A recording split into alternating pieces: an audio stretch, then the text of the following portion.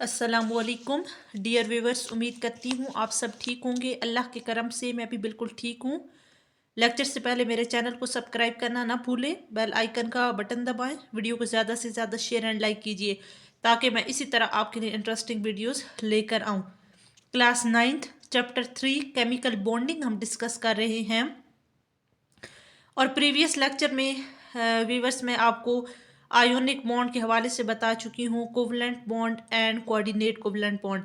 लेकिन कुछ क्वेश्चंस अभी कोऑर्डिनेट कोवलेंट बॉन्ड के हमारे रहते हैं, हम उसी को कंटिन्यू करेंगे। क्वेश्चन नंबर 8 यहाँ पे मैंने आपका बनाया है, what is the partial charge distribution in a water molecule. यहाँ पे हमने चार्जेस की डिस्ट्रीब्यूशन करनी है वाटर की। वाटर मॉलिक्यूल, वाटर का फार्मूला आपके पास क्या होता है, H2O। ठीक है, फार्मूला आपको पता होना चाहिए, केमिकल फार्मूला H2O होता है। और हमने इसके अब चार्जेस के हवाले से बताना है, ठीक है, कि इसमें कौन कौन से दो चार्जेस होते हैं। ये तो आपको पता है कि दो मोस्टली चार्ज एग्जिस्ट करते हैं, पार्शियल पॉजिटिव एंड नेगेटिव। ठीक है, तो in a water molecule oxygen has a partial negative charge while hydrogen atom having a partial positive charge. अब अगर हम वाटर मॉलिक्यूल के अंदर देखें, यानी हम स्ट्रक्चर को देखें, तो ऑक्सीजन पे चार्ज होता है नेगेटिव और हाइड्रोजन पे चार्ज होता है पॉजिटिव। ठीक है, तो यहाँ पे दो चार्जेस हमारे पास एग्जिस्ट करते हैं, जैसे कि ऑक्सीजन नेगेटिव और हाइड्रोजन पॉजिटिव। ठीक है, तो यहाँ पे मैं इस तरह आपको लिख कर बता भी देती हूँ। ये ऑक्सीजन है और ये हमारे पास हाइड्रोजन है। ठीक है, H2O होता है, तो ये पार्शियल पॉजिटिव है, ये भी पार्शियल पॉजिटिव है और ये पार्शियल नेगेटिव है। ठीक है, उसके बाद हमारे पास नेक्स्ट क्वेश्चन आता है, draw the picture of coordinate covalent bond form between. अब आपने क्या करना है, कोऑर्डिनेट कोवलेंट बॉन्ड का स्ट्रक्चर ड्रॉ करना है किस किस के दरमियान में, boron trifluoride and aluminium trifluoride. ठीक है, या फिर आप सेकंड कोई और एग्जांपल भी ले सकते हैं, लेकिन चले फर्स्ट को अभी हम डिस्कस कर लेंगे, उसके बाद मैं आपको सेकंड की भी बता देती हूँ ताकि आप कंफ्यूज ना हो। ठीक है, यहाँ पे एक तो हम चले बोरोन ट्राइफ्लोराइड और एल्यूमिनियम ट्राइफ्लोराइड को पहले डिस्कस कर लेते हैं और सेकंड हम फिर डाईमिथाइल ईथर और हाइड्रोजन के एग्जांपल को कोऑर्डिनेट कोवलेंट बॉन्ड के हवाले से डिस्कस करेंगे। अब कोऑर्डिनेट कोवलेंट बॉन्ड में मैंने दो चीज़ें आपको बताई थी। आपके पास जो बॉन्ड हम बनाते हैं वो आपने दो चीज़ों के दरमियान में बनाना है, यानी दो कंपाउंड के एक एक्सेप्टर और एक डोनर होता है। ठीक है, कोऑर्डिनेट का मतलब भी यही होता है कि एक आपका कंपाउंड जो है वो दूसरे को डोनेट कर रहा है इलेक्ट्रॉन पेयर। ठीक है, इस तरह दो चीज़ें आएंगी, एक्सेप्टर एंड डोनर।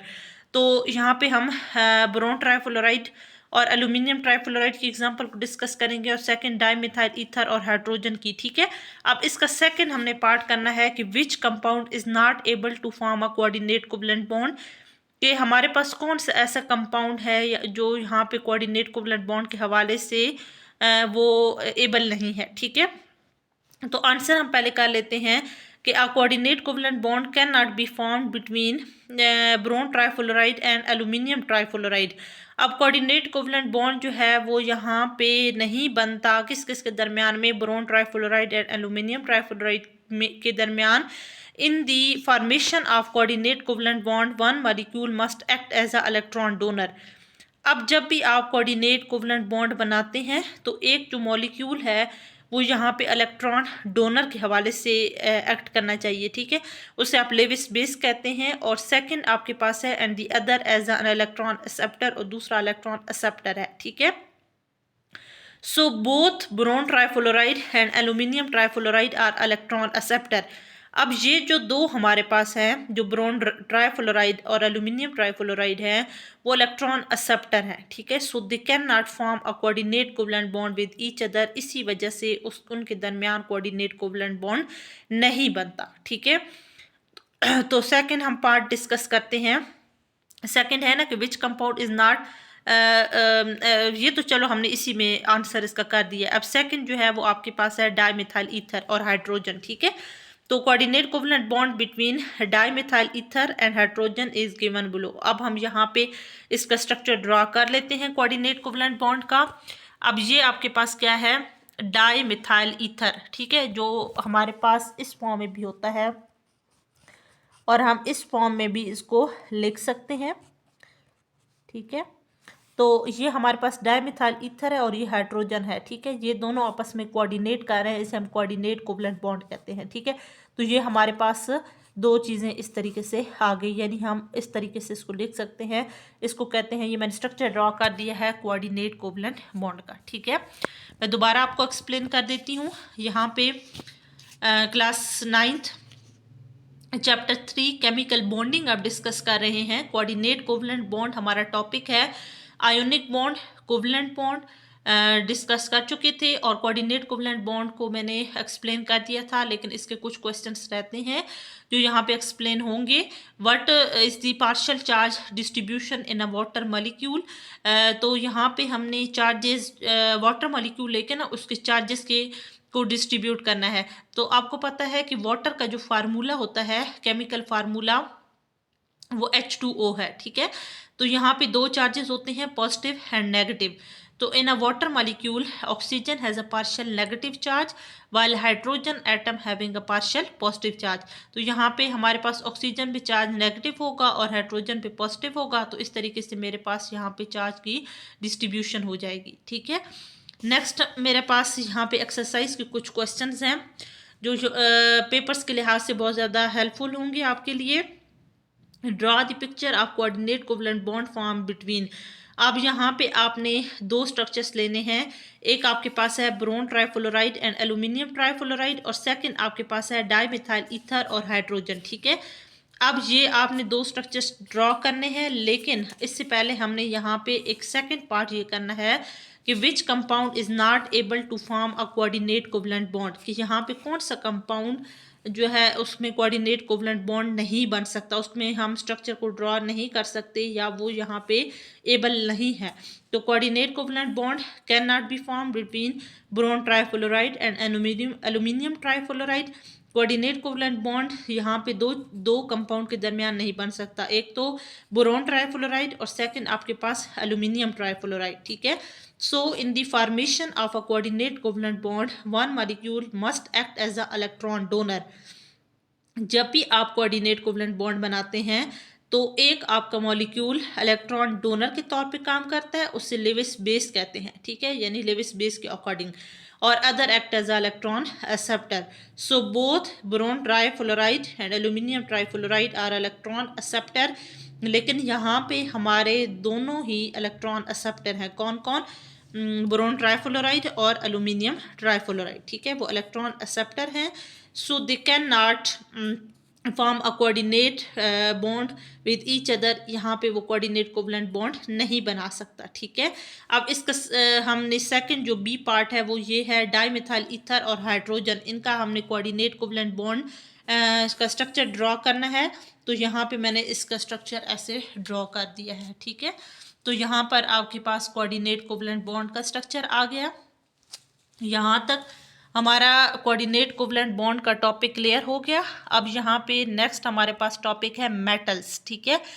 अब मेटल्स क्या होते हैं, पहले तो हम इसके करैक्टरिस्टिक्स को डिस्कस करेंगे और वन बाय वन हम इनकी नेक्स्ट प्रॉपर्टीज़ को डिस्कस करेंगे।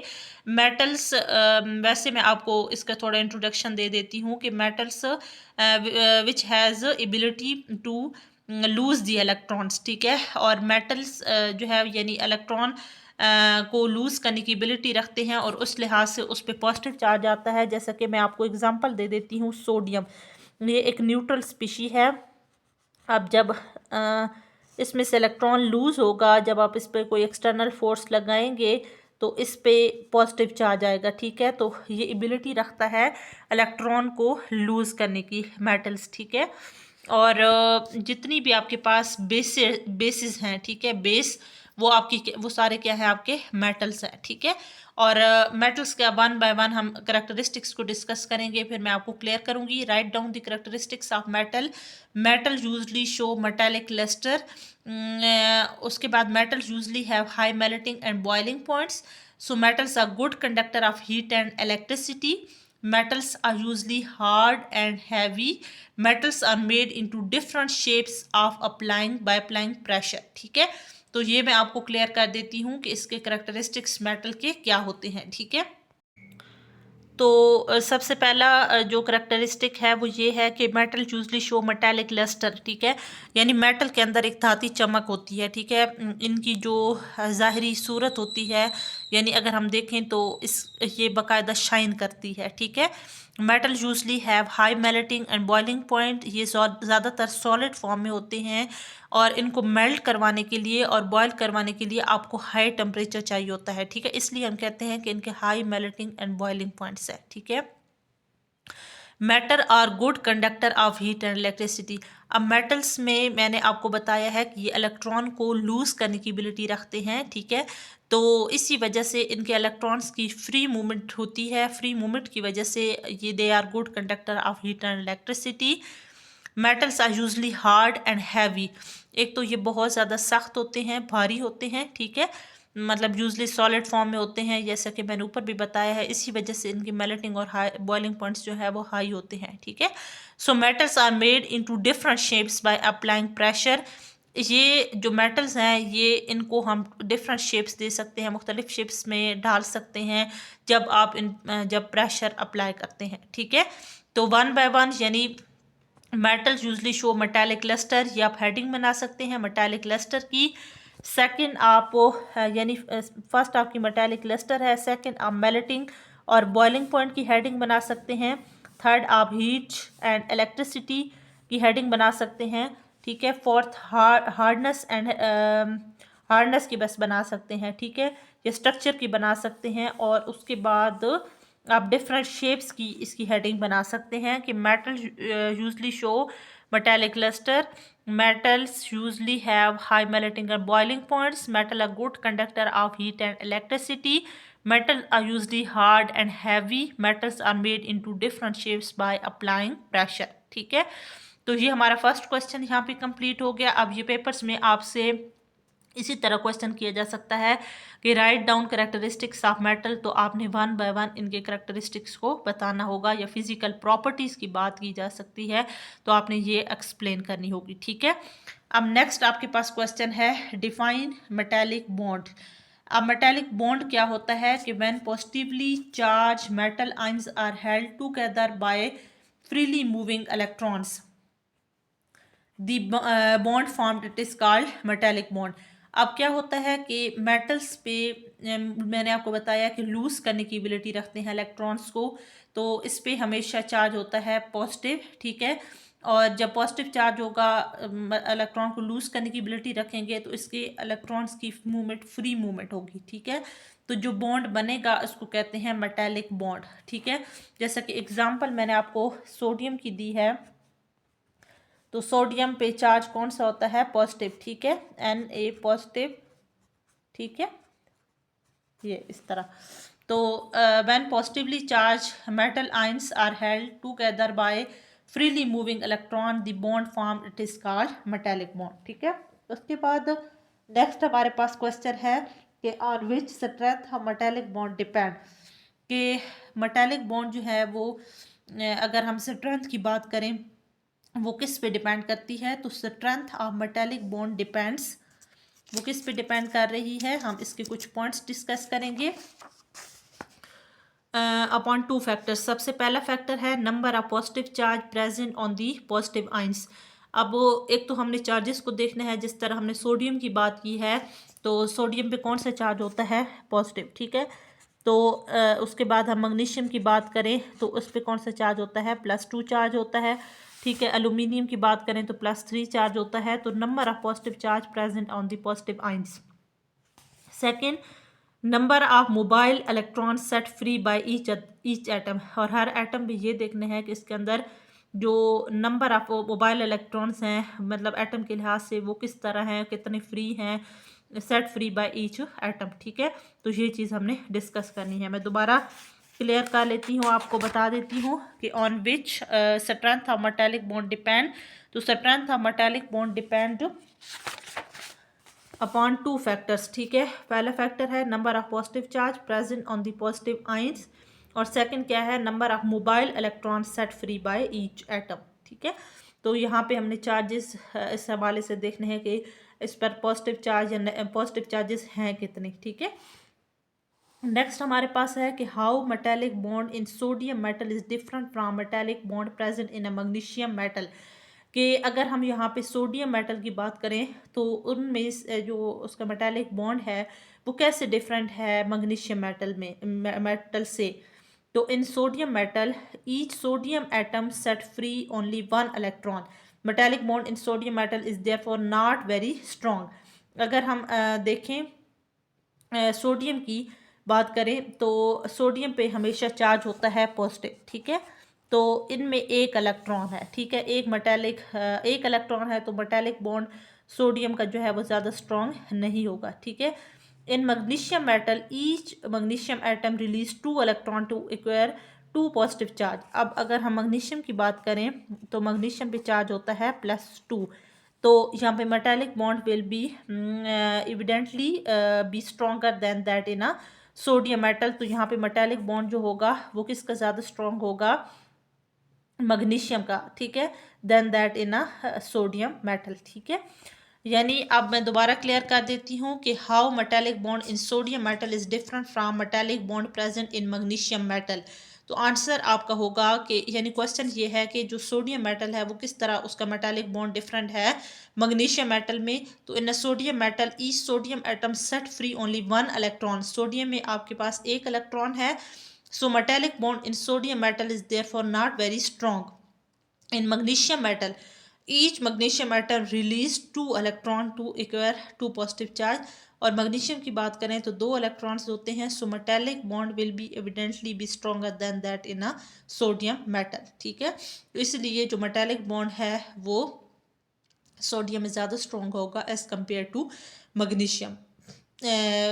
मैग्नीशियम में ज़्यादा स्ट्रॉन्ग होगा एज कम्पेयर टू सोडियम, ठीक है। तो नेक्स्ट हमारे पास क्वेश्चन है कि what makes metal good conductor of heat and electricity. कि क्या चीज़ जो है वो मेटल्स को अच्छा कंडक्टर बनाती है हीट का और इलेक्ट्रिसिटी का। तो प्रेजेंस ऑफ फ्री मूविंग और delocalise electron in a metal allow them to conduct heat and electricity. तो मैंने आपको पहले भी ऊपर बताया था कि जितना जो इनके अंदर इलेक्ट्रॉन लूज़ करने की एबिलिटी होगी, इलेक्ट्रॉन के अंदर फ्री मूवमेंट होगी।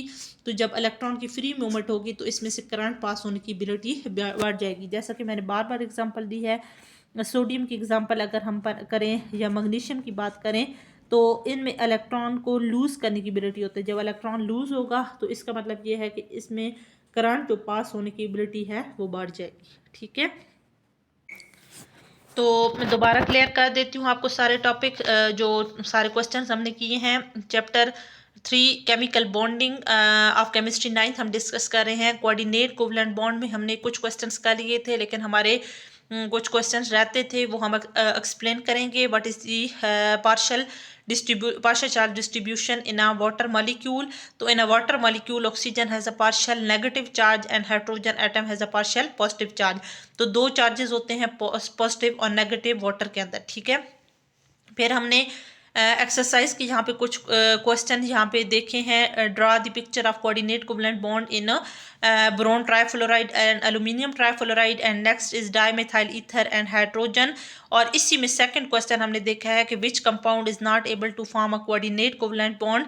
तो coordinate covalent bond can not be form between boron trifluoride and aluminium trifluoride. In the formation of coordinate covalent bond, one molecule act as an electron donor and other act as an electron acceptor। तो coordinate covalent bond हमेशा boron trifluoride और aluminium trifluoride के अंदर नहीं होता, क्योंकि ये दोनों ही इलेक्ट्रॉन एक्सेप्टर्स हैं, ठीक है। तो क्योंकि आपको पता है कि कोऑर्डिनेट कोवलेंट बॉन्ड हमेशा इलेक्ट्रॉन डोनर और एक्सेप्टर के दरमियान होता है, लेकिन ये दोनों ही इलेक्ट्रॉन एक्सेप्टर है, इसलिए इसमें कोऑर्डिनेट कोवलेंट बॉन्ड नहीं होता। और इसमें सेकंड हमारे पास डाईमेथाइल ईथर है और हाइड्रोजन है, तो इसका स्ट्रक्चर जो है वो यहाँ पे आगे ड्रॉ किया है, ठीक है। नेक्स्ट हमारे पास टॉपिक आ रहा है मेटल्स। मेटल्स के हमने करेक्टरिस्टिक्स 1 by 1 बताए हैं। तो metals usually show metallic luster, metals usually have high melting and boiling points, metals are good conductor of heat and electricity, metals are usually hard and heavy, metals are made into different shapes by applying pressure। तो ये मैंने आपको points बताए हैं, metallic lustre, melting and boiling points, heat and electricity, hardness और उसके बाद different shapes. तो ये वन बाय वन आपने मेटल्स के करेक्टरिस्टिक डिस्कस की हैं जो आपको फिजिकल प्रॉपर्टीज के लिहाज से भी आ सकते हैं। नेक्स्ट हमारे पास है डिफाइन मेटालिक बॉन्ड। तो when positively charge metal ions are held together by freely moving electron the bond form it is called metallic bond. कि जब भी आप क्या करते हैं पॉजिटिव चार्ज आता है, ठीक है, तो पॉजिटिव चार्ज कैसे आता है? जब इलेक्ट्रॉन लूज होता है, जैसा कि सोडियम की मैंने एग्जांपल दी है। तो जब आप एक्सटर्नल फोर्स अप्लाई करते हैं तो इलेक्ट्रॉन लूज होता है। तो ये किसके अंदर एबिलिटी होती है? मेटल्स के अंदर। तो उनमें जब इलेक्ट्रॉन लूज होगा तो उनके अंदर फ्री मूवमेंट ऑफ इलेक्ट्रॉन होगी, इसे आप कहते हैं मेटालिक बॉन्ड। नेक्स्ट आपके पास क्या है कि on which strength of metallic bond depends. तो strength of metallic bond depends upon two factors. पहला क्या है? Number of positive charge present on the positive ions, के पॉजिटिव चार्ज होते हैं। और सेकंड मतलब हमारे पास जितने पॉजिटिव चार्ज होंगे, नंबर ऑफ पॉजिटिव चार्ज वो आपके पॉजिटिव आयंस में होंगे। So number of mobile electron set free by each atom, और हर जो भी आपका एटम होगा उसके अंदर जितने भी आपके मोबाइल इलेक्ट्रॉन्स होंगे वो उस लिहाज से डिपेंड करेगा, ठीक है।